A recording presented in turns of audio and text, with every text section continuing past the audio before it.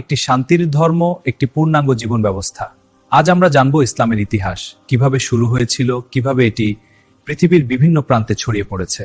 ৪৫ বছর আগে আরব উপদ্বীপের মক্কা নগরীতে জন্মগ্রহণ করেন মূর্তি পূজা অদকারু বলেহি মহানে উৎমত ছামর ও সামাজিক বৈষম্যে ভরা। ৩০ বছর বয়সে তিনি মক্কার নিকটবর্তী হেরা গুহায় ধ্যানমগ্ন থাকাকালীন এই ওহির মাধ্যমে শুরু হওয়া জলান ওজিজিরু মানুষকে আহ্বান জানান। এক মহানবী শেষে যখন ইসলামের দাওয়াত দিতে শুরু করেন, তখন মক্কার কুরাইশরা এর তীব্র বিরোধী ছিল, কারণ ইসলাম তাদের পুরনো বিশ্বাস ও স্বার্থের বিরুদ্ধে ছিল। মুসলমানদের উপর শুরু হয় নির্যাতন, তাদেরকে শারীরিকভাবে অত্যাচার করা হতো, সমাজ থেকে বয়কট করা হতো। কিন্তু এত কষ্টের মধ্যেও মুসলমানরা ধৈর্য ধারণ করে এবং ঈমানে অটল থাকে। অবশেষে আল্লাহের নির্দেশে মহানবী মক্কা থেকে মদিনায় হিজরত করেন। ৬২২ খ্রিস্টাব্দের এই ঘটনাকে বলা হয় হিজরত।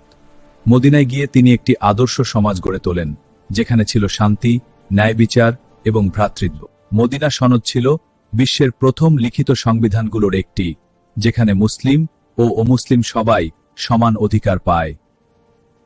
মদিনায় ইসলাম শক্তিশালী হওয়ার পর ধীরে ধীরে এটি ছড়িয়ে পড়ে। মহানবী ইনোসায়ের ইন্তেকালের পর খুলাফায়ে রাশেদিন ইসলামের বার্তা বিশ্বে ছড়িয়ে দেন।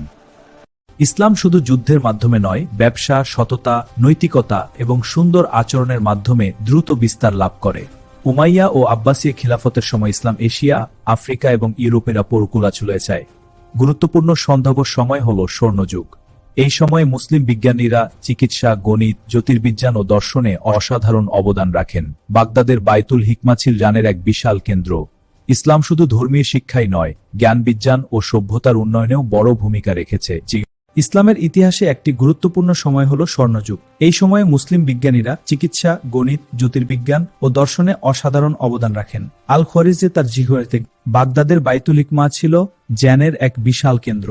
ইসলাম শুধু ধর্মীয় শিক্ষাই নয়, জ্ঞান বিজ্ঞান ও সভ্যতার উন্নয়নেও বড় ভূমিকা রেখেছে। বর্তমানে ইসলাম বিশ্বের দ্বিতীয় বৃহত্তম ধর্ম। বিশ্বের প্রায় প্রতিটি দেশেই মুসলমানরা বসবাস করে। ইসলাম মানুষকে শেখায়, ইসলামের ইতিহাস আমাদের শেখায়, সত্য, ধৈর্য এবং সৎ পথে চললে একটি ছোট সূচনা থেকেও বিশ্বব্যাপী পরিবর্তন সম্ভব হয়। ধন্যবাদ সবাইকে ভিডিওটি দেখার জন্য।